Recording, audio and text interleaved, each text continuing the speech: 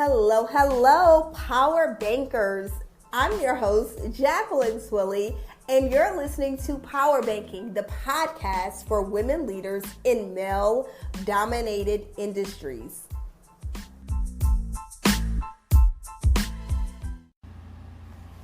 Gotta give a special thank you to our episode sponsor, Anchor.fm. Listen, if you're thinking about starting a podcast, Anchor is the way to do it. This is why. One, it's free to get started. They have tools that allow for you to record from your phone or your computer, and they handle the distribution on all of the places where you find podcasts. So, if you want to start a podcast, this is the one-stop shop to get it all done. Download the free Anchor app or go to Anchor.fm to get started. Hello, Power Banking family. I'm your host, Jacqueline Twillie. Today I have a guest who I am so excited about. We've already been chatting a little bit, and she has an amazing story to share with us. Kathleen, welcome to the PowerBaking Podcast. Thank you very much, Jacqueline, for having me. I am very excited to be here. So am I. Well, I want to hop right into it today. Beyond your LinkedIn profile, what's something that you'd like to share with the audience? Well, again, your podcast is about leadership, and Yes. hopefully what I can share today is not only my perspective and view and even experiences as being a leader, but I hope to be able to share some of the areas that we don't necessarily talk about, and we seem to kind of tiptoe around, but they're very key to being a leader. So hopefully today I'll be able to share some of that insight, which will maybe influence others to be comfortable with sharing also. I am so excited about this. Well, what's your definition of leadership? Well, the first thing I could tell you what a leader is not, That's a great place to start. which is part of my definition. I know a lot of times you think about leaders and you think about titles, but my definition of leadership is not about titles. Leadership is the art or the ability to motivate and influence groups of people to move towards a common goal.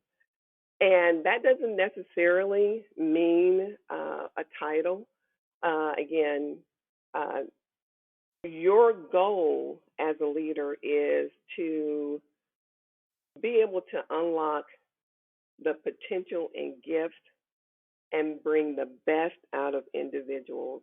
I always say leaders are servants. And so if you could think of yourself as a servant, and we hear the word servant leader, I believe that's a good place or foundation to base your definition of leadership. I love that. When you were speaking, it reminded me of that quote that says, if serving is beneath you, then leadership isn't for you. That is correct. Perfect. That is absolutely correct. Along those lines, when you think of a leader, who comes to your mind? Well, there's some obvious individuals, especially as being an African American woman. One is Martin Luther King, Nelson Mandela, Oprah, Sir Richard Branson, Elon Musk,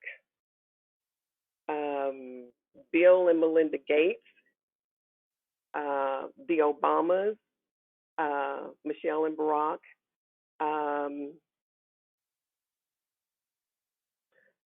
Bernard Tyson, who's Oh, go. I'm sorry.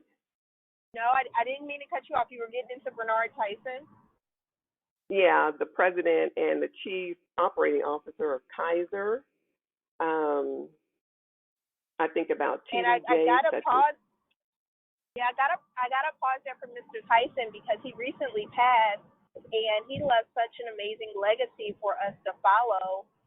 So my condolences to his family and friends, but also so grateful that he lived his life where we can follow his leadership blueprint.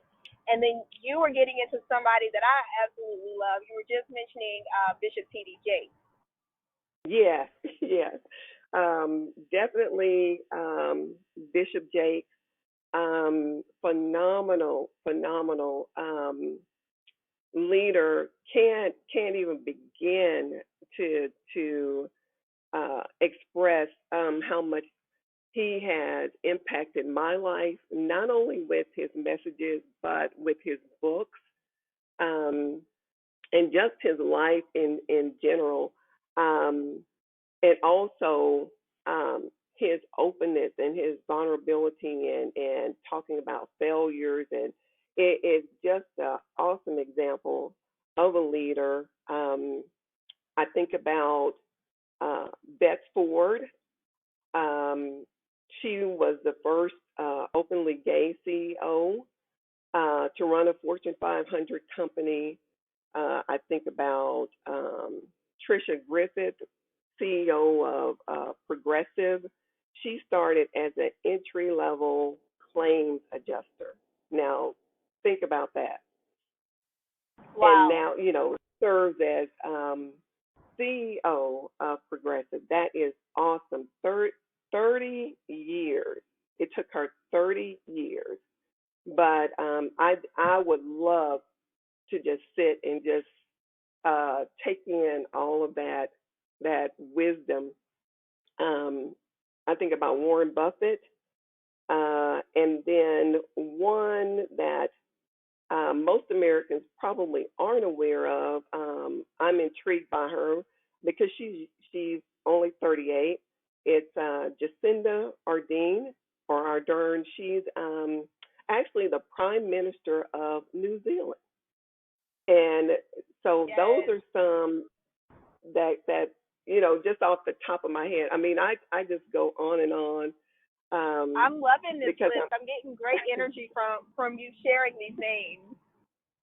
yeah, I get excited. You can tell I get excited when I start talking about them because I study them. I study what they do. I try to find out as much information about them as I can in their journey. And again, the list goes on and on. I'm actually fascinated with even the younger generations as much as, as young as 5 years old, you know, starting nonprofits and entrepreneurs, whether it's selling cupcakes or making hair bows.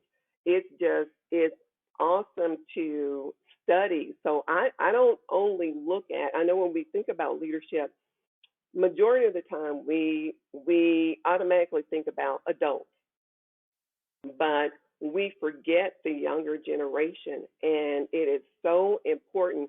We can learn so much from them, and it just fascinates me. Sometimes I'll find myself spending hours just looking at these young individuals and what they're doing and their mind and how they're thinking. We can learn so much from them as well. That is so true. And I'm an auntie of many kids, and I often say I use my nieces and nephews at the stage they are in their lives, from age 2 to age 12. It's so interesting to see the world from their view, to see how fearless they are, and how if they have an idea, they believe it's possible right out of the gate. And I think that's a great leadership example.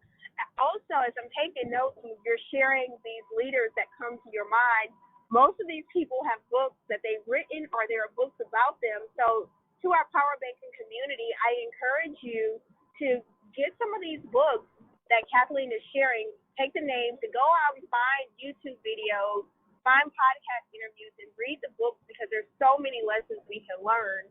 And that's a great example of how you're learning. That's a catalyst to how you progress in your leadership. So can you tell us more about your leadership story? Well, I can, and we talked about this a little bit. When you think about leadership, and I know my experience, there are very few leaders who show the vulnerable side or failures. And what I want to do is share a particular story, actually that happened to me in 2016. It's my experience as being laid off from a company that, as we do, we are loyal to, we work, we progress, we get promotions, etc. But this particular experience, I really didn't understand the impact it had on my superior until the comment or just some words that were stated to me. And I thought afterwards, it was kind of after the fact that I was sitting pondering one day, and I thought, you know what? I didn't realize what an impact I made in the way I handled the position as a leader. So this was a team that I had worked with for quite some time. And actually, when I took over this team, they were in need of some definite restructure, some training. It was a team that had kind of settled into their task. They knew what they were doing. They didn't know the reason why. But just to bring you up to speed, I spent a number of years actually just revamping that whole entire department. And because we were so successful, and the clients were extremely happy, they gave us more work, etc. I also inherited a couple of teams from India. And again, I did the same thing with those. Took a lot of time, a lot of energy, a lot of challenges, ups and downs, etc. Everything was great. I knew that there was some talk in the company about the company bringing in a third party to kind of assess and make recommendations. And again, the recommendations were to eliminate and consolidate. And that recommendation actually impacted my position. That year was an extremely tough year for me because we had lost 3 family members in a 10-month time period. So Wow. you could imagine the emotion. One was very tragically, the other 2 were just unexpected deaths. But to have 3, and again, dealing with that and the challenges of trying to stay focused, etc. And so after the returning to work from the 3rd funeral in 10 months, I had been at my desk maybe for an hour or 2, and I was called to a meeting. I walk into the meeting, and there's the vice president of human resource, and then my superior. And I thought, okay, this is odd. Am I getting another group to fix, or what's going Right. on? Something's going on. Yeah, and so I was presented with my pink slip, so to speak, and my little severance package, etc. And again, I was so emotionally drained, but I had such a calm spirit about it. We talked and understood. And sometimes as a leader, you have to understand there are just things that you cannot control. And this was one of them. And so went back to my desk, uh, called my husband, let him know what had happened, and they were wanting to meet with my entire team, and they asked me if I wanted to participate. And of course, I told them just to give me a minute, and I need to gather my thoughts and really kind of think things through. And my answer was yes. And And at so the time, I'm going to just interject for a quick moment. At the time, what was the size of your team? the size of my team here in the United States was only about 25 people. Now, Which is my still a team, sizable amount of people. right, but not including my two teams in India, which were combined could easily 100 to 175, depending on our peak season as far as payments. Okay. But anyway, they called a meeting. I'm in the meeting, and my superior, just tells everyone what's happening, any questions, etc. No, everything was somber. Of course, everyone was in shock. But I remember everyone exiting the room, and I waited for my team to leave, and I followed behind them, and my superior was behind me, and there was some distance between me and my team.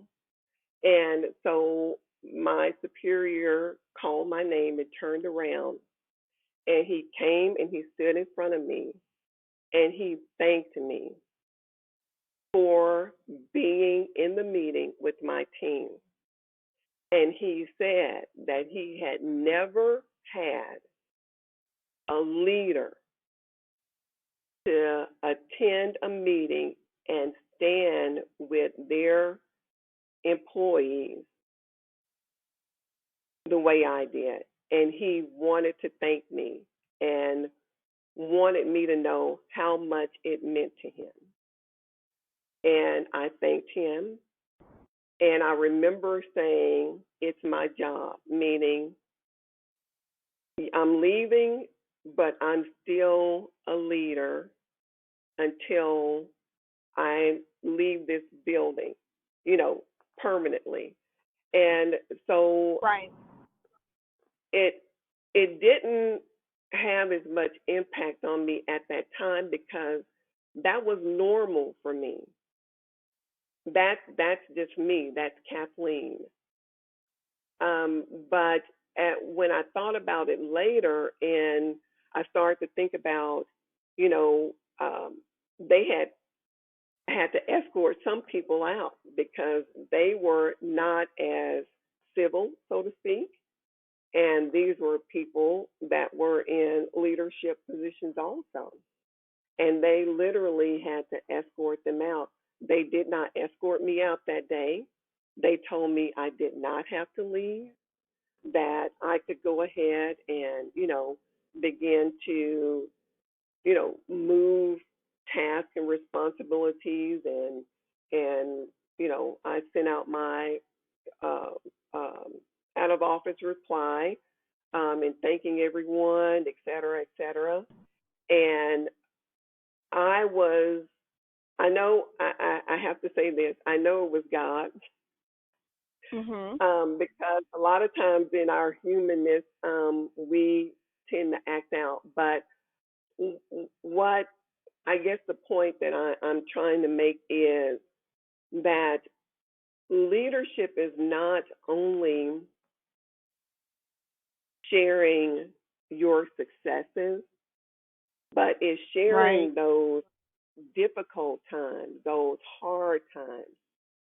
And, you know, again, it was just God's grace that carried me because I was already so vulnerable and Right. so hurt and emotional because I had just come back from my brother in law's funeral, which was totally unexpected, his death. 6 months prior to that, my mother in law passed. And then that, I think, I can't remember how many months prior to that, I had a nephew who was murdered. So again, all of that happened within a 10-month span. And then the day I returned after the last funeral, I get hit with the layoff notice. Um, so again, even with all of that, there's still a responsibility as a leader, again, to know that it's okay.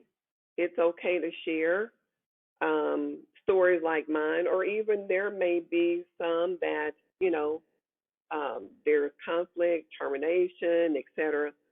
It's okay to share those things because we can learn from those stories. And so, again, I never stopped being a leader. I didn't. I didn't decide that it was okay. I'm being laid off, so I'll just throw everything to the wind. There's still a responsibility because how you leave is just as impactful as what you did during your time there. And I think that's one of the things that I've jotted down on my notepad here is that your leadership was beyond your 9 to 5. You showed your commitment to your team. And I'm sure not only did the person who VP and your supervisor have respect for you, but I'm sure your team left with a greater appreciation for your leadership as well. So I'd love to know what resources or tools have been impactful for you to develop those skills as a leader? Well, I can tell you this. As a leader, the most important piece is you have to understand who you are. There are a number of assessments, and I recommend leaders, if they haven't, to take a few self assessments, whether, and I'll just name some of those that I've taken. There are others, and I do this periodically, just to kind of gauge because we grow and we change. But Strength Finders is one. Um, there's one called 360 Leadership. Of course, everyone is familiar with, I'm sure, the Myers-Briggs. There's a personality and a leadership assessment. And then there's another called Leadership 2.0. Now, those are just some that I personally have taken. You can also do peer assessment. And again, you have to be open and willing to listen to the good and the bad. And I also do that. Other tools are developing your strategic thinking and planning. 3 months, 6 months, a year, those kind of things. You have to have the courage to be unpopular at times. Yes. You have to have the ability to challenge yourself as well as your team.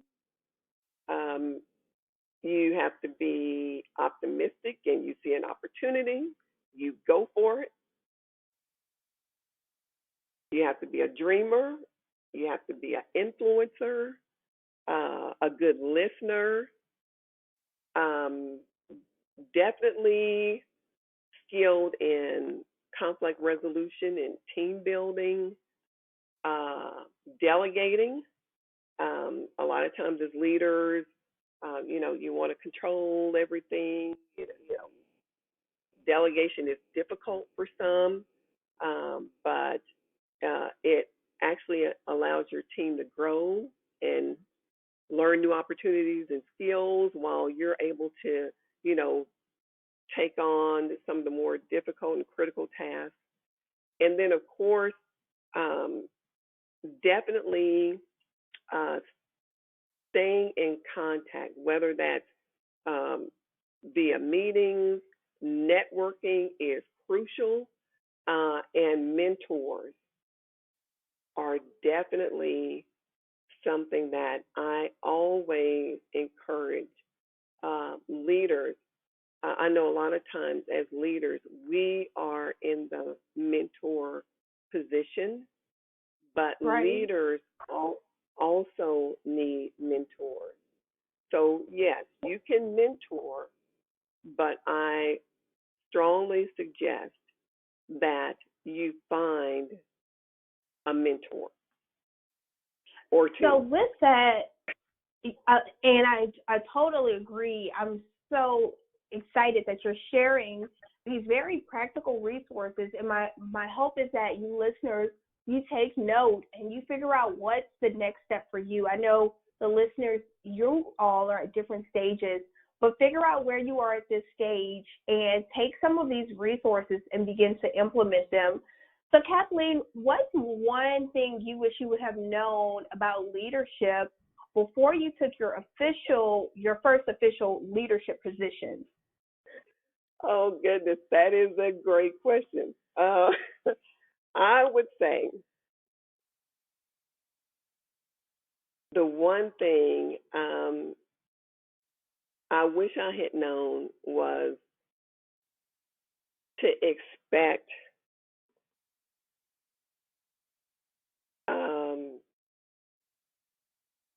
envy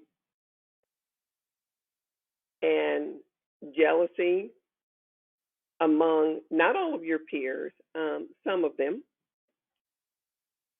and the challenge to earn the respect of your colleagues, if that makes sense.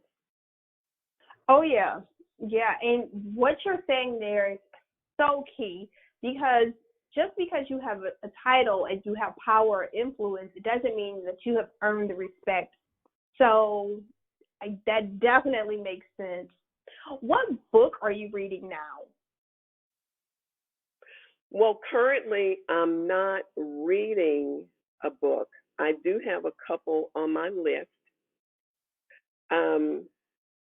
And I'll say this, this time of the year, and I know everyone is different, but I spend a lot of time reflecting on the year and planning for the new year.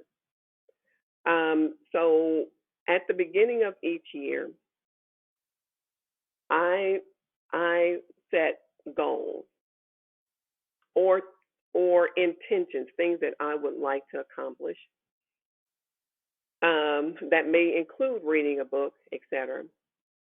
But during this time, I really like to do some self-reflecting. I like to visit what I have accomplished, and if there's something that I didn't, what was the reason? What were the challenges? How can I improve, etc. That's a lot of what I focus on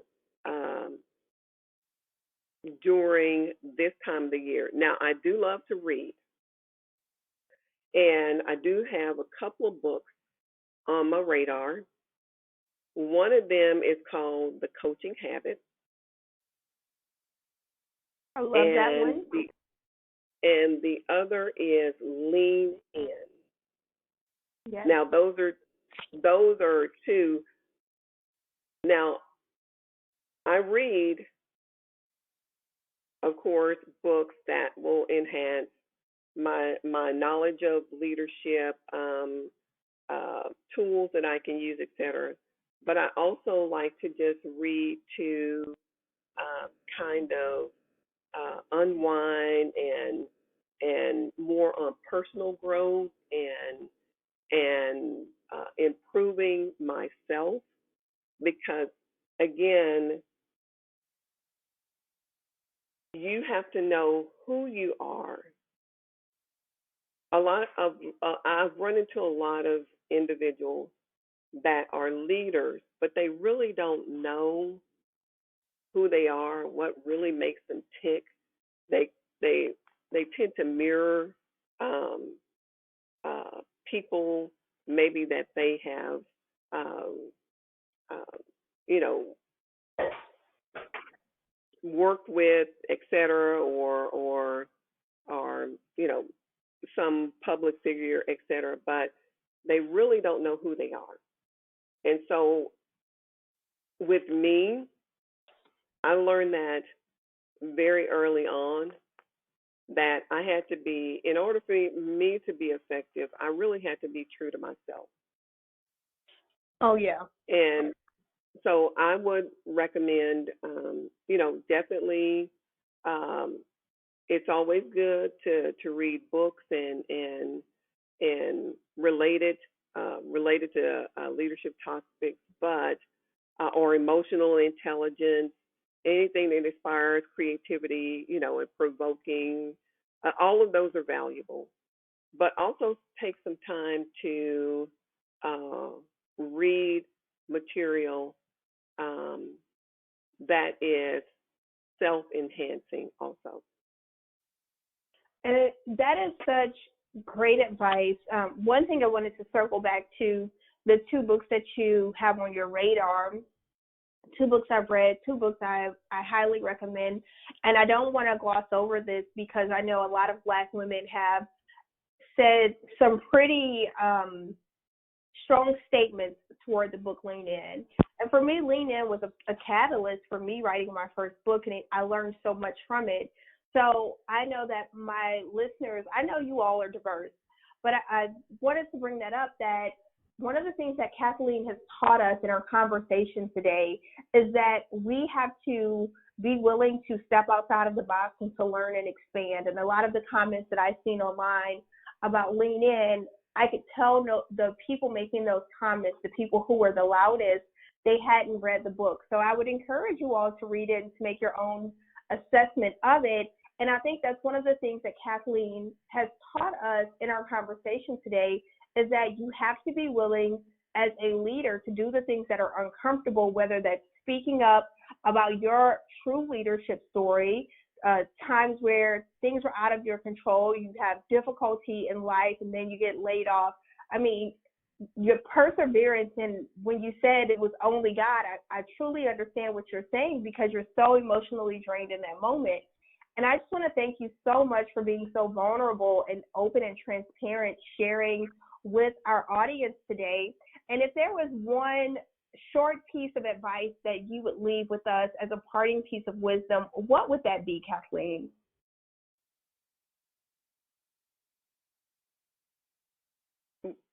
When I think about it again, never stop learning. Never get to a point where you think that you've arrived or you've reached a place where there's nothing else to be found. continue to find ways to evolve. We get better and better if we allow ourselves to be open and non-judgmental. Listen. You can learn so much from just listening. Ask questions. Stay open. Surround yourself with influencers that will be honest with you, that will support you, and that will build you up. And remember. Oh. Go ahead. I was just going to say, and just remember that leadership is not about titles. It's not about position. It's not about flow charts, reports, you name it. It's about one life influencing another life. And it's about leading others to achieve their greatest potential. That is some rock star advice. OMG. Thank you so very much. Well, how can the listeners connect with you? Well, I am on LinkedIn, so feel free to reach out to me. It's Kathleen with a K, ATHLEEN as in Nancy, Toplin, T as in Tom, O, P as in Paul, LIN. On LinkedIn, send me an invite to connect, send me a message, what have you. I'll be happy and honored to have you as part of my LinkedIn family. So I will make sure to drop the URL to your LinkedIn profile in our show notes, as well as we're going to do the highlights of the resources that you shared with us today. Thank you so much for taking time out of your schedule to join the PowerBaking Podcast. I am so appreciative of the wisdom that you shared with us. I've learned so much. I know I'm going to have to hit replay on this episode a couple of times to make sure I capture all of the wisdom that you shared. So it's my absolute pleasure that you were on here, and I'm just so honored that you agreed to come to the podcast today. And PowerBanking family, until next time, continue to emulate excellence and eliminate excuses.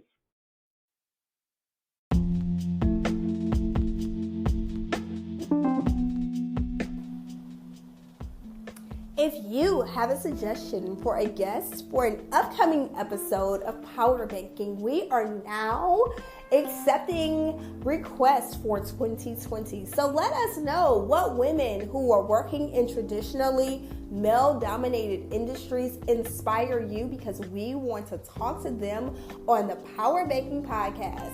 Just send an email to info@zerogap.co. And there's no M on that, info@zerogap.co with the subject line podcast guest. We'll talk to you soon.